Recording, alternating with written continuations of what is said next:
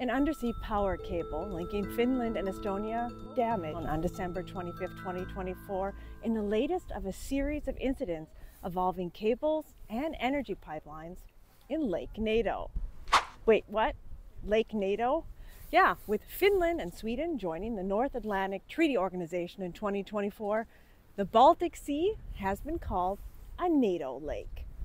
But just like anyone learning to swim avoids the deep water at first, Russia seems to be using the shallow Baltic to test how far they can go with NATO, testing the waters with gray zone activities.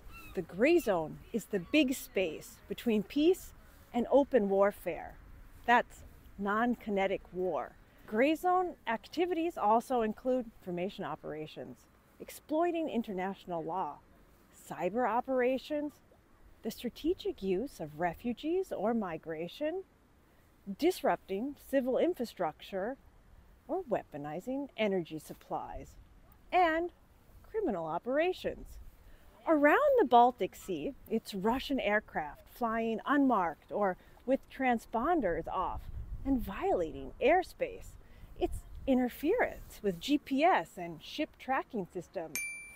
It's undersea cables being damaged. Rule of law and the openness of democratic societies means there are some very understandable reluctances to point the finger at anyone without irrefutable proof. And what seems like isolated acts or organized crime or unrelated damage to infrastructure makes it hard to connect the dots. Benjamin Smith points out, attribution is not only a question of seeing the patterns and collecting the evidence, but it's also a question of the willingness politically to point the finger. In early December, after a Russian ship fired a warning shot at a German military helicopter in the Baltic Sea, Germany did acknowledge that Russia has significantly increased its naval and civilian presence here. Edward Lucas talks about how Estonia has no problem doing a Baltic name and shame. They have an annual report detailing Russian stunts and plots. And this fits into the idea that countries with a closer proximity to Russia, who've experienced Russian intimidation and interference longer, have no problem calling out Russia. Well, the longer it takes to identify and call out who's behind malicious and hostile activities has consequences.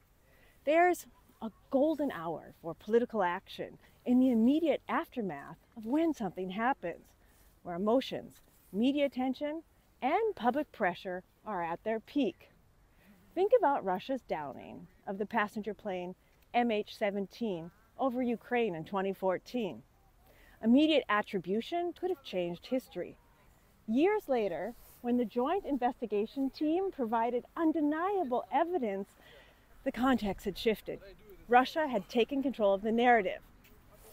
There has already been a normalization of certain events that were unthinkable just 20 years ago. As Russian activity in the gray zone increases, there's a need for faster and consistent attribution. Lake NATO isn't just a metaphor, it's a front line.